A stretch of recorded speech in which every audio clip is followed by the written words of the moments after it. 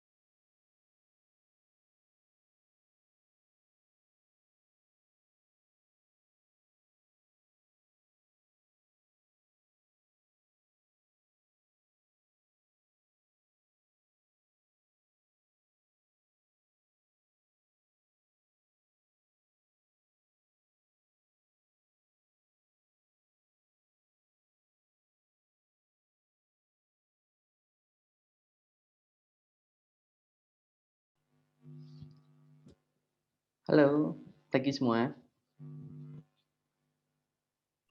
Pagi, Pak. Pagi, Pak.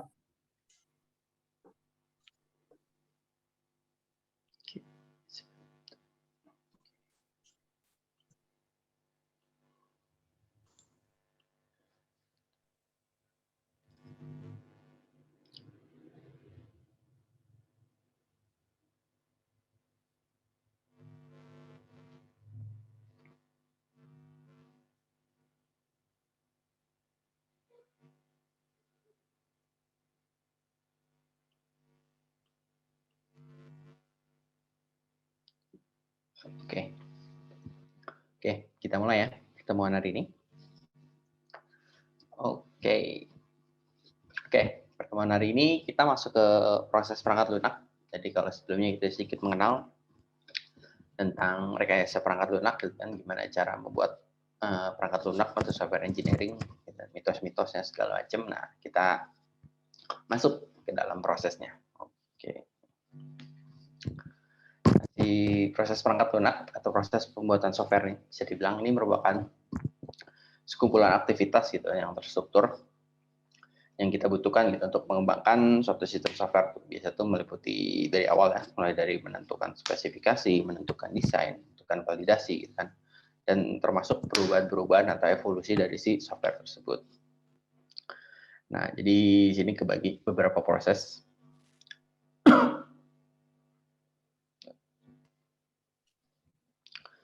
Oke.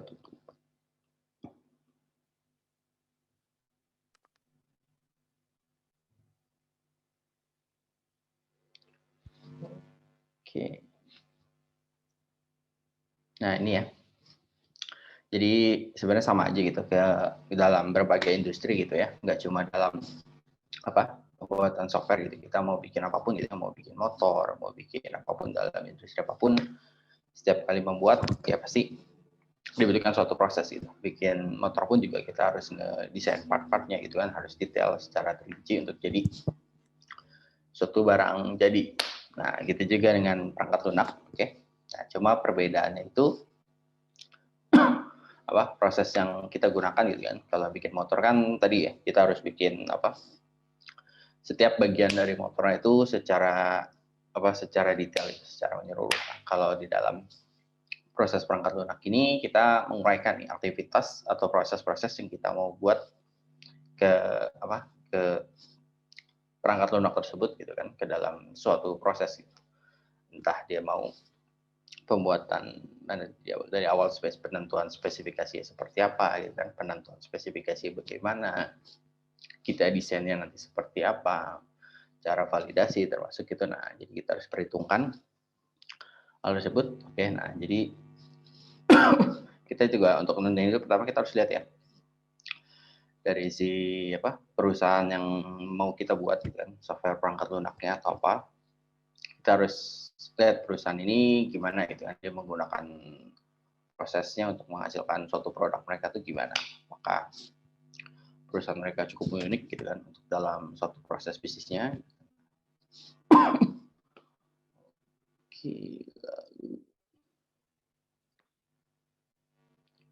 Oke, nah termasuk penggambaran biaya ya. Jadi bisa tuh sebenarnya kalau pembuatan software itu lebih ke ke arah skill atau lebih ke penggunaan main user bahasa ini ya.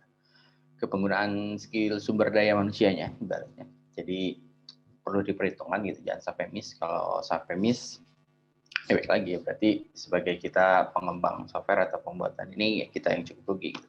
Dan umumnya itu biasanya tuh sekitar 60% itu waktu yang kita habiskan atau biaya yang dihabiskan itu adalah pada tahap produksi, 40% itunya baru kita mulai pada tahap improvement atau evolusi si software tersebut.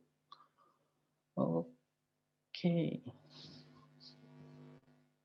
Nah, ini sekilas gitu tentang gimana gitu proses perangkat lunak.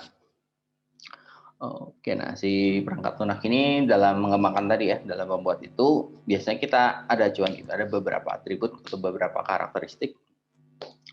Nah, ini ada 8 poin ya. Yang pertama understandability, jadi sejauh mana kita bisa memahami prosesnya gitu kan, dan bagaimana kemudahan gitu dari proses itu bisa kita mengerti. Semakin kita tahu, semakin kita paham ya berarti membuat aplikasinya itu akan semakin baik gitu, akan semakin mendekati dengan kebutuhan si user.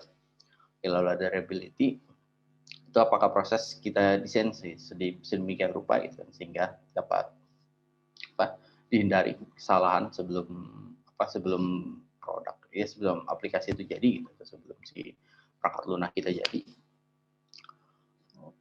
Oke, lalu ada extensibility, ini bentuk tentukan gitu, proses yang sudah ditentukan yang bisa kita terima atau digunakan. Berbisnis ini kemarin ya masalah ketahanan gitu, jadi apakah proses bisa terus terjadi gitu ketika ada situasi yang nggak kita duga, apakah prosesnya berhenti atau tetap bisa dilanjut. Maintainability, proses untuk ini berkembang mengikuti kebutuhan atau adanya perbaikan. Visibility itu apakah sejauh proses kemajuannya itu bisa kita lihat gitu, bisa kita ukur gitu, ibaratnya progres kita itu udah sampai sejauh mana itu bisa kita terlihat. Oke, supportability, sejauh mana aktivitasnya ini didukung oleh si case. Nah, rapidly adalah kecepatan, bagaimana pengiriman sistem ini bisa kita penuhi gitu secara lengkap, memenuhi spesifikasi awal yang udah kita tentukan. Oke, nah ini 8 karakteristik dan atributnya ya. Ketika kita membuat, baiknya kita pahamin dulu ke 8 hal ini. Oke. Nah, ketika kita buat nih, ibaratnya kita nggak ngawang-ngawang atau nggak langsung Toto punya ide punya apa. Nah, sebenarnya kita ada beberapa referensi gitu, udah ada orang-orang yang coba ngebuat gitu untuk ngedesain perangkat lunak ini, proses modelnya itu seperti apa. Nah, sebenarnya ada beberapa yang cukup terkenal yang bisa kita implementasikan dalam pembuatannya. Nah, yang pertama adalah proses rekayasa perangkat lunak. Di sini dijelasin adalah representasi abstrak dari proses software ya. Jadi masih belum jadi, baru berupa abstrak. Pada rekayasa perangkat lunak ini banyak dari modal yang dikembangkan untuk membantu proses pengembangan perangkat lunak. Dan biasanya ini mengacu pada sistem SDLC nih, atau System Development Life Cycle. Oke, nah jadi ini ya, jadi secara ini harus gambarnya lingkaran, jadi oke lah. Jadi pertama kita identifikasi tadi pemilihan proyek, lalu kita inisialisasi dan perencanaan. Setelah itu kita analisis, baru kita desain. Setelah desain, ya udah kita implementasikan gitu kan. Kalau udah oke, terus kita tinggal terakhir melakukan perawatan. Ketika perawatan, baru kita identifikasi lagi gitu dari segi ini apakah ada yang perlu diperbaikin, apakah ada yang perlu diimprovement, apakah ada perubahan yang nggak sesuai, itu harus segera diperbaharui. Oke, nah ini pertama. Salah satu dari model prosesor yang cukup lama. Oke, bisa dibilang paling tua ibaratnya, itu waterfall model. Oke, nah sebenarnya adalah linear sequential model. Model ini disebut dengan classic life cycle, atau model waterfall. Oke, oh ini ya benar. Ini model yang paling muncul pertama kali ya pada tahun 1970 sehingga dianggap kuno. Nah, oke. Dan model ini sebenarnya sekarang pun juga masih banyak yang menggunakan. Oke, dalam pembuatan software engineering. Oke, nah step by step-nya di sini sebenarnya cukup simpel gitu. Pertama itu umum ya, kita investigasi gitu kan, kebutuhan usernya apa, dia butuh fitur apa gitu. Setelah kita investigasi, kita semua data udah kita dapat, lalu setelah itu kita analisis tuh dari hasil investigasi kita gitu kan, kebutuhan mereka seperti apa, bisa data-data yang mereka punya segala macam. Setelah kita analisis baru kita desain. Nah, setelah kita desain gitu kan, dari hasil analisis itu baru kita implementasikan gitu kan. Setelah kita implementasikan udah berjalan, baru akhir proses perawatan. Nah, prosesnya kayak air terjun gitu kan, dari atas ke bawah itu turun menurun. Makanya disebut sebagai waterfall model. Oke, ini ada. Oke, ada di sini. Nah, ini kelebihannya. Jadi semua kebutuhan sistem di awal kita definisikan secara utuh ya, secara eksplisit dengan benar di awal project. Ini kekurangannya nih, ketika problem muncul maka proses terhenti, jadi kita nggak bisa menuju ke tahapan selanjutnya. Oke, nah jadi ketika investigasinya nih ada data yang kurang atau apa, ya udah proses kita stuck di situ nungguin gitu, sampai si data yang kurang itu kita dapetin gitu, baru kita bisa masuk ke analisis. Selama proses investigasi kita belum selesai, ya udah proses lainnya tuh nggak bisa kita kerjakan gitu, kita stuck di situ. Itu juga analisis itu, ketika nemuin ada kebuntuan itu, ada situasi mengalami kebuntuan, ya udah kita nggak bisa ngedesain juga, kita stuck, nggak bisa melakukan proses berikutnya. Oke, pada proses penentuan ini tadi ya, proses dipekerjakan. Oke, nah pada tiap prosesnya pun juga dipekerjakannya itu sesuai dengan spesialisasi masing-masing ya. Jadi, nah karena tadi tuh jadi double, artinya tiap masing-masing udah punya perannya masing-masing. Yang bagian investigasi ada orangnya gitu kan, bagian analisis ada tugasnya juga, bagian desain ada orangnya, bagian implementasi segala macam. Nah, ketika tadi ada masalah gitu kan di bagian investigasi ada apa, ya udah sisanya berarti diem semua tuh, nganggur semua tuh, stuck gitu. Otomatis sumber daya kita pun juga terbuang gitu, ibaratnya harusnya dipakai gitu kan dia untuk melakukan analisis mau apa ya, karena ada suatu permasalahan di bagian investigasi yang belum bisa selesaikan, ya udah mereka pun juga menunggu. Oke, ini untuk waterfall modeling. Oke, nah berikutnya incremental model. Incremental model ini dia dipecah gitu beberapa bagian, sehingga pengembangannya itu dilakukan secara incremental, bertahap.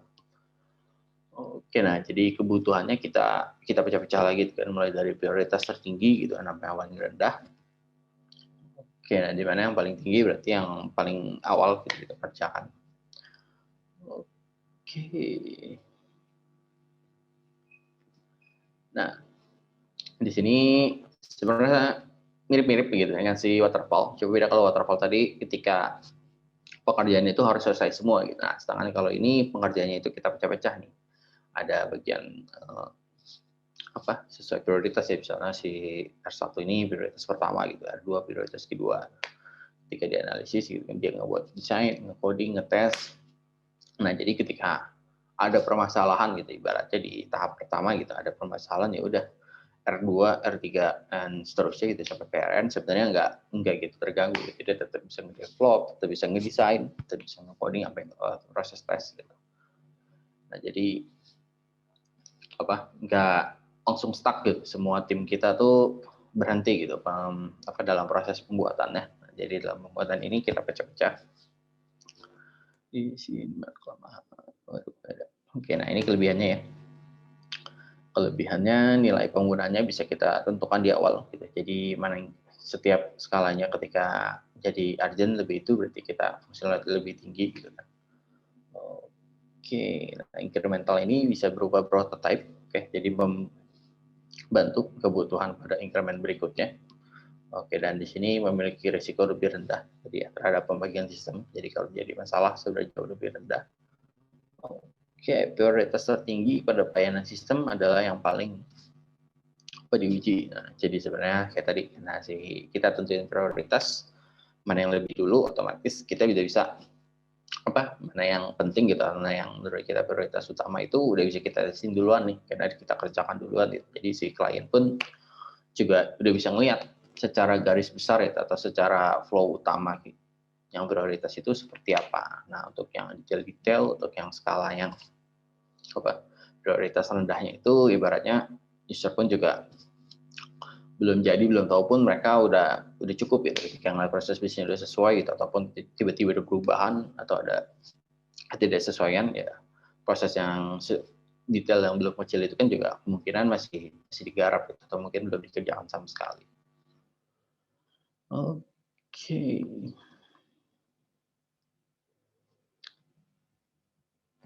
Nah, ini spiral model.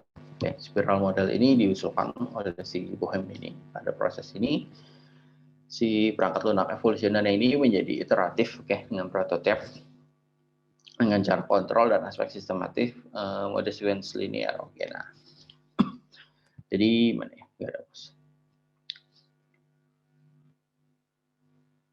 Bisa teks. Oke, jadi dia mulainya ini dari customer communication, tapi dia nggak yang paling luar nih. Jadi dia mulai itu dari yang paling dalam. Jadi customer communication, kita komunikasi itu nggak harus keseluruhan gitu bisnis model mereka. Kita cukup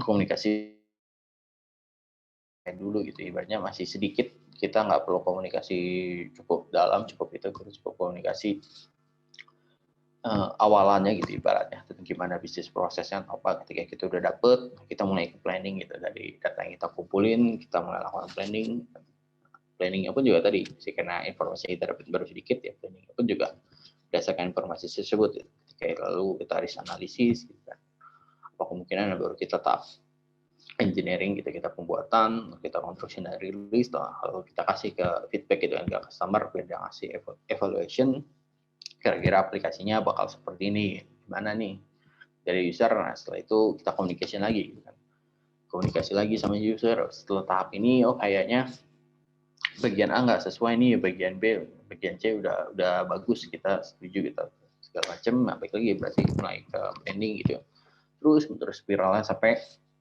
proyek kita yang tadinya kecil tadi itu makin lama membesar ya kan, planning terus analisisnya semakin membesar, engineeringnya pun juga pemahamannya itu semakin meluas ya kan, semakin besar gitu, construction, evaluation segala macam, terus dia bentuknya spiral memutar sampai udah program kita tuh selesai.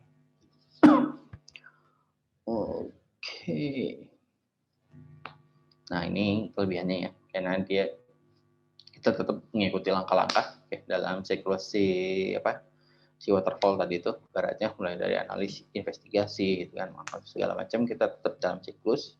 Tapi tadi ketika ada itu enggak naik ke atas stuck, ataupun karena tadi informasi kita tuh sebenarnya masih sedikit gitu, kesalahan itu pun bisa kita benahin dan kita benerin itu di spiral berikutnya, atau di customer communication berikutnya gitu. Ibaratnya ketika angka pertama gitu kita planning apa ada stuck gitu, ada yang kurang nih, ibaratnya ya udah hajar aja dulu gitu kan, kita segala macam kan yang masih sedikit, baru ke customer berikutnya itu baru kita pastiin gitu, kita make sure-in lagi apakah permasalahan tersebut gitu kan gimana penyelesaiannya. Nah, baru setelah itu kita ada pengembangan. Oke. Nah, di sini memerlukan pertimbangan langsung ya, karena tadi data atau informasi yang kita terima pada awal itu sebenarnya masih sedikit gitu kan. Jadi sebenarnya banyak resiko gitu, banyak probabilitas atau kemungkinan itu yang cukup serius. Oke.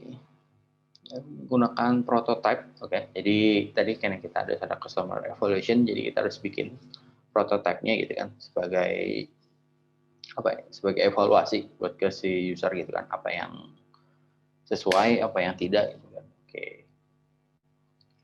Nah, ini kekurangannya, berarti kita agak sulit untuk meyakinkan customer bahwa pendekatannya ini bisa kita kontrol gitu, karena tadi awal-awal gitu kan, kok dengan informasi yang sedikit, otomatis kemungkinan kesesuaiannya pun juga rendah gitu. Ketika nggak sesuai banget atau itu ya biasanya customer atau itu ya mulai ragu gitu, kok bikinnya seperti ini sih, kok segala macam.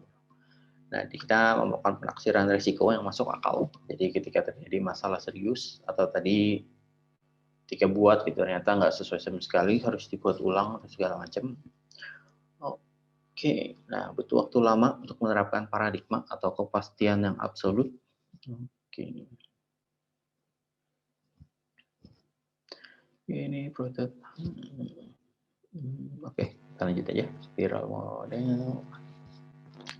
Nah, prototype ini adalah kita pendekatan dengan dengan cara kita bikin langsung atau kita demonstrasikan langsung gitu kan sebuah perangkat lunak atau komponen-komponen perangkat lunak ke dalam lingkungannya sebelum hal ini benar-benar kita lakukan nih. Nah, jadi nah pada prototyping model ini kita bagi kan ada penggunaan sama level gitu kan. Nah, di penggunaan itu kita ada bagian yang reusable, ada bagian setelah selesai udah dibuang.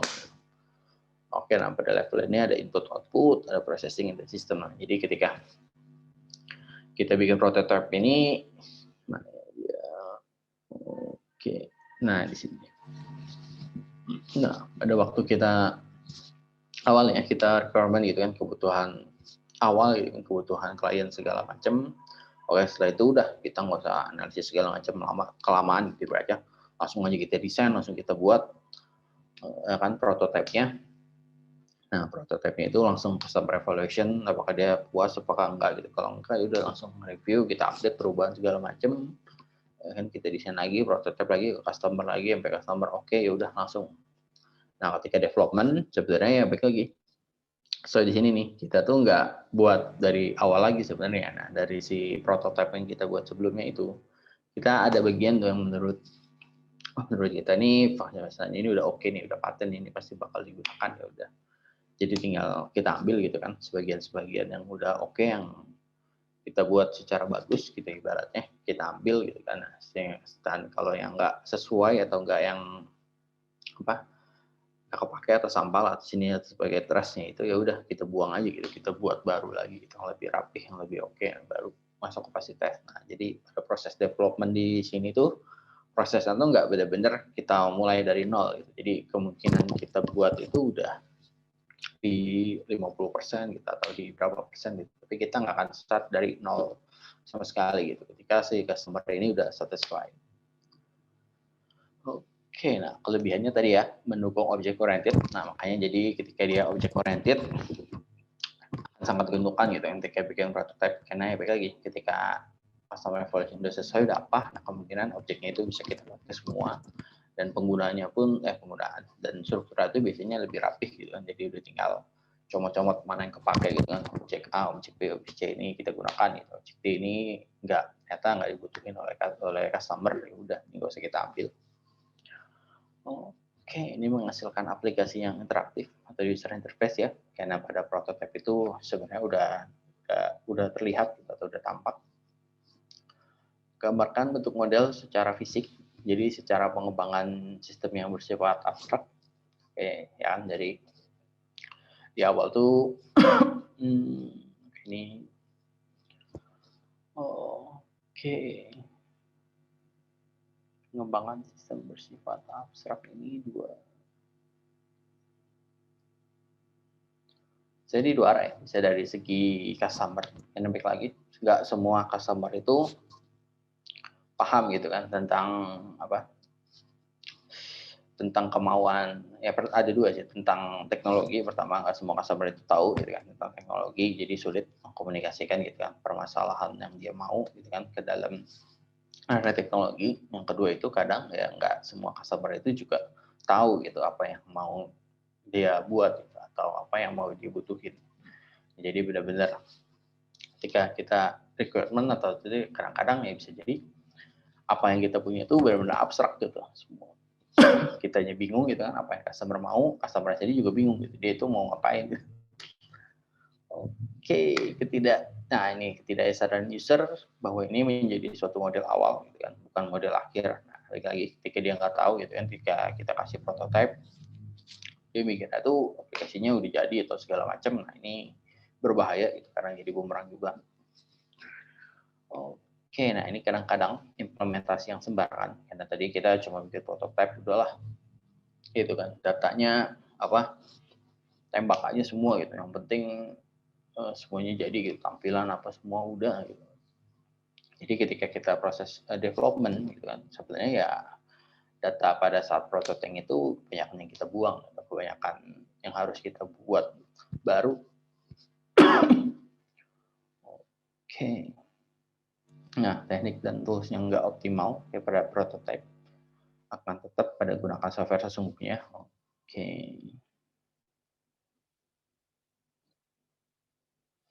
Nah ini ya teknik atau toolsnya kadang ya apa baru nggak juga sih, kadang apa ya, bukan kadang udah jago,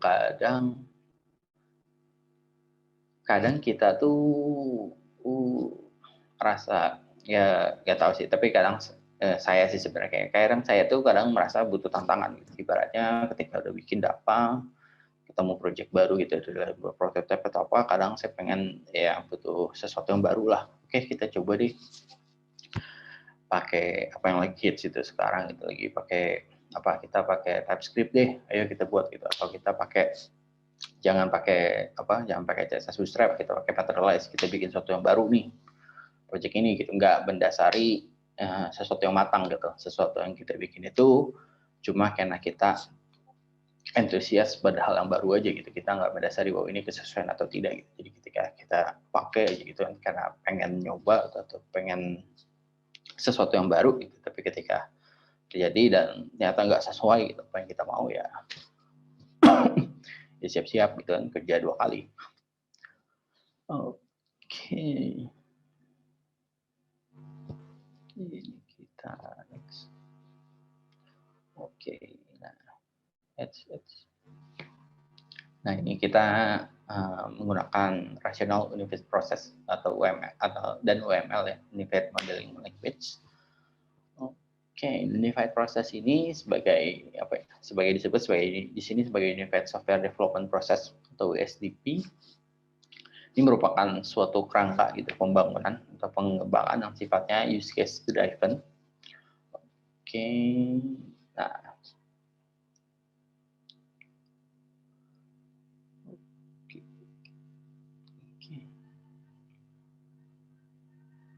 ini perkiraan sih dia pada waktu business modeling gitu kan, proses di awal itu pada waktu section, ketika elaboration ya, ketika construction itu udah mulai rendah nih, ketika transition itu udah nggak ada sama sekali, harus ada business modeling.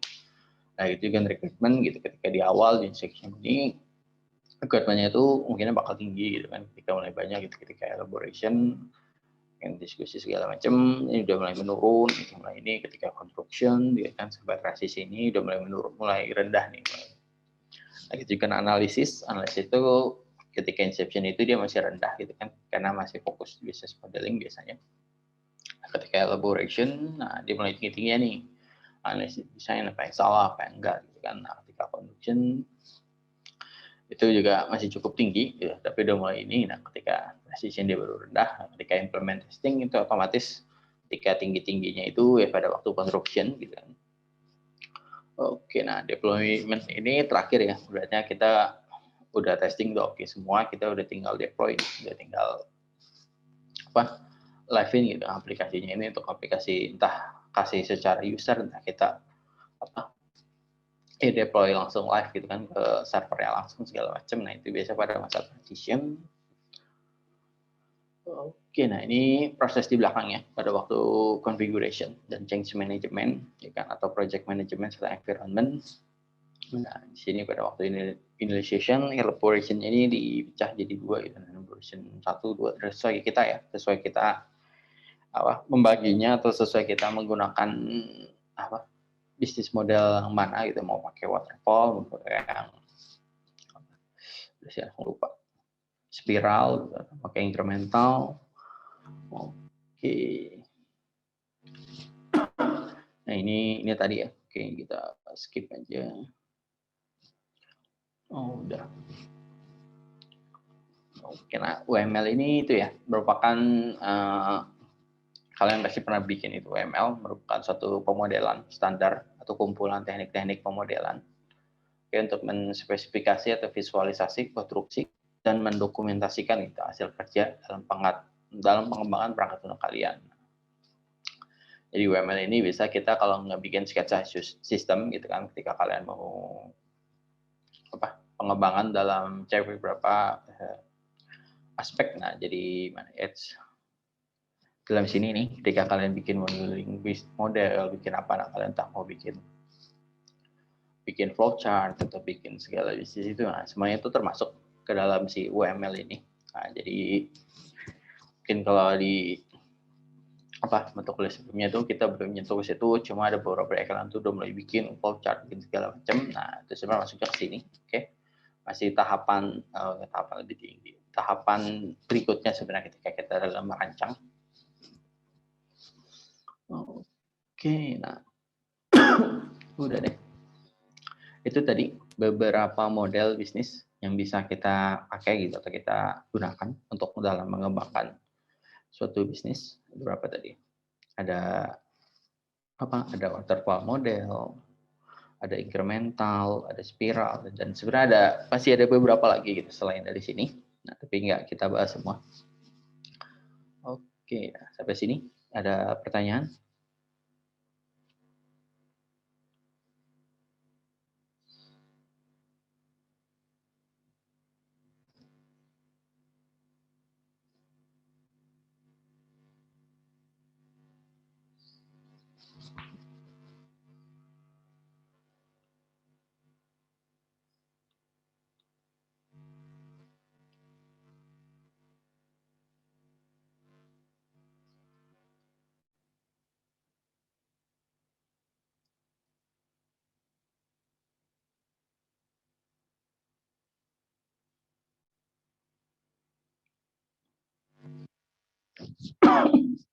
Ya, sambil saya absen ya. Saya mau tahu yang hadir beneran berapa. Abdul Rahman.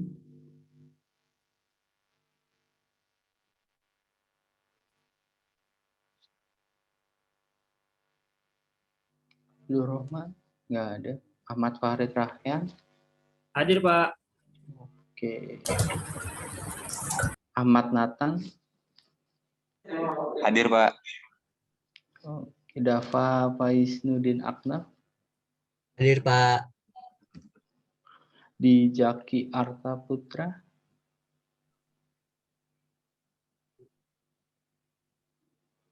Dijaki. Oh, ada. Hadir Pak. Oke, Fernanda.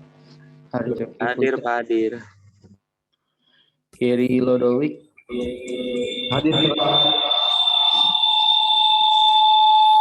Waduh, ya, cukup Gary, cukup.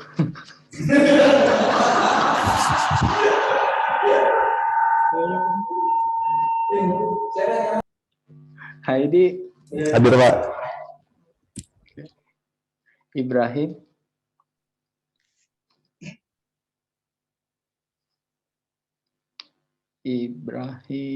Nggak ada. Ilham Hadiansyah.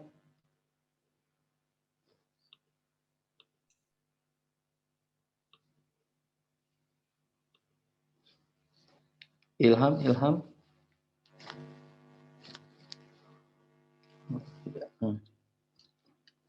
Kairi. Hadir, Pak. Oke, Lilika Roma. Hadir, Pak. Oke, Romi Fadli. Hadir Pak. Oke, Saat Abdurrahman. Hadir, Pak. Sandy Aditya. Hadir Pak. Syahrul Faiz Ramdhani. Hadir, Pak. William Pratama. Hadir Pak. Yazid. Hadir, Pak. Oke. Dua.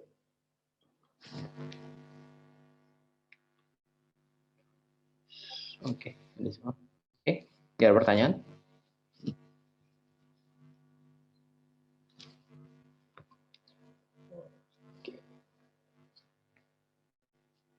Oke, kalau nggak ada, saya akhiri pertemuan hari ini. Thank you semuanya. Bye. Oke, Pak. Makasih, Pak. Makasih, Pak. Oke. Makasih, Pak. Makasih, Pak. Pak.